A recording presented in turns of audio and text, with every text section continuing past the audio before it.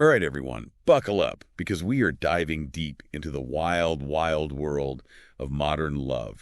Finding love in the age of apps. Yeah, we're talking swiping left, swiping right, all that jazz. We've got a mountain of books, articles, even some expert advice to dig through. Should be interesting, right? Definitely. It's fascinating stuff, really. And it's really wild. What's that? That Aziz Ansari actually co-wrote a whole book on dating apps. Can you believe it? No way. What's the book called? Modern Romance. He teamed up with a sociologist to really dissect the whole online dating scene. Wow. I guess everyone's got a side hustle these days. Yeah. But seriously, it does make you realize how much dating has changed.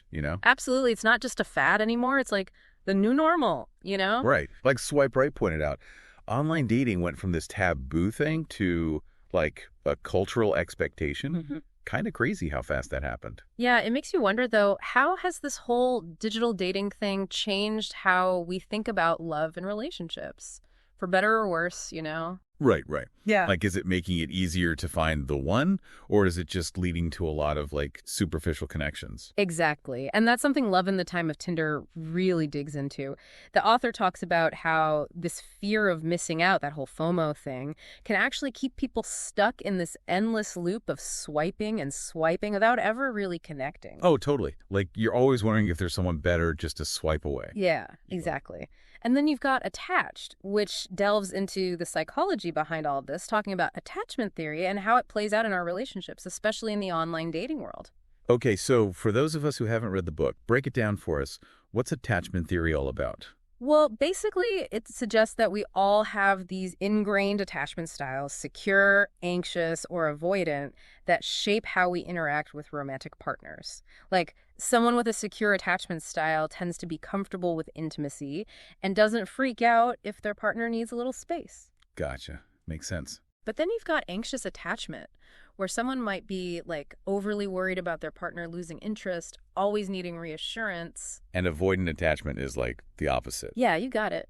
Someone with an avoidant attachment style might be uncomfortable with too much closeness and might pull away when things start to feel too intense. Interesting. So are we stuck with one attachment style our whole lives, or can it change? Well, it's pretty complex, but the book suggests that while our attachment style is somewhat ingrained, it can definitely evolve over time with self-awareness and effort. Okay, that's good to know. So how does all this attachment theory stuff actually play out in the real world, or I guess the online dating world? Well, imagine this. You're chatting with someone on an app, things seem to be going great, and then suddenly they ghost you. Ugh, the dreaded ghosting. We've all been there.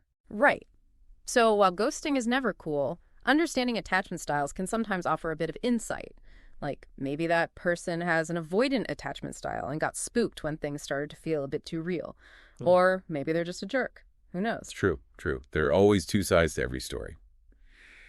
Okay, so we've talked about the challenges of modern dating, but let's get to the good stuff, the solutions. We've got all these amazing resources like Psychology Today, the Gottman Institute, even the Love Lab by Dr. John Gottman. So what are some expert tips for actually thriving in this digital dating landscape? Well, first and foremost, the Gottman Institute really emphasizes the importance of quality time.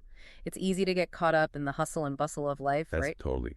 Work, errands, social media, it never ends. Right. So carving out dedicated time for each other, whether it's a video call, a real-life date, even just putting your phones down and actually talking to each other, those moments of connection are crucial. Absolutely. And speaking of talking, Psychology Today has a ton of great articles about the importance of communication in relationships, which seems especially important when you're doing a lot of your interacting through screens. Yeah. Being upfront about your needs, what you're looking for, all of that. No more playing games, right? Right. And really listen to each other, not just waiting for your turn to talk. That's something that all the experts seem to agree on. Really show that you're present and engaged in what the other person is saying. Absolutely. Oh, and speaking of communication, the Love Lab reminds us that mastering the art of conflict resolution is key. Oh, conflict resolution. Sounds intense. It doesn't have to be. The disagreements are bound to happen in any relationship. Yeah, for sure. No two people are exactly the same. Right. So it's not about avoiding conflict altogether. It's about learning how to navigate those bumps in the road together in a healthy way. Okay, that makes sense. So what are some other key takeaways from our pile of research here? Let's see. The 5 love languages is always a good one.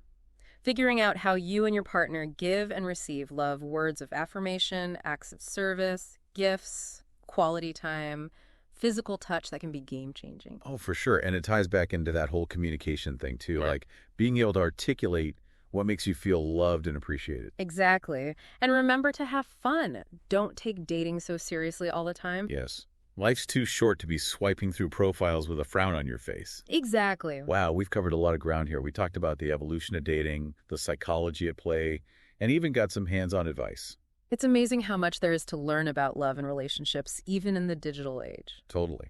So as we wrap up this deep dive into the world of modern love, what's one key takeaway you want our listeners to remember? You know, all these books, all these experts, they all point to one crucial thing. Technology might have changed the playing field, but at the end of the day, the fundamentals of human connection remain the same. It's still all about authenticity, empathy, and that genuine spark. Right? Exactly. So yeah, swipe away, but never forget what truly matters, finding someone who makes you feel seen, heard, and understood. That's what it's all about, right? Couldn't have said it better myself. Yeah. And on that note, thanks for joining us for another deep dive. See you next time. Today is your lucky day. Today is the day that our $3 website works for you, paying you directly to your PayPal daily. Imagine $3 ongoing continuous payments to your PayPal account. Imagine falling asleep and waking up to $300 in your PayPal account. How would this make you feel? How could this help you? What bills could you pay? What kind of fun could you have? What does that retirement look like now?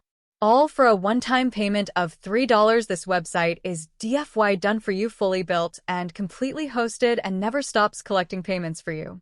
You have spent $3 on coffee on a regular, but that coffee won't help you create multiple streams of income. Click the link below.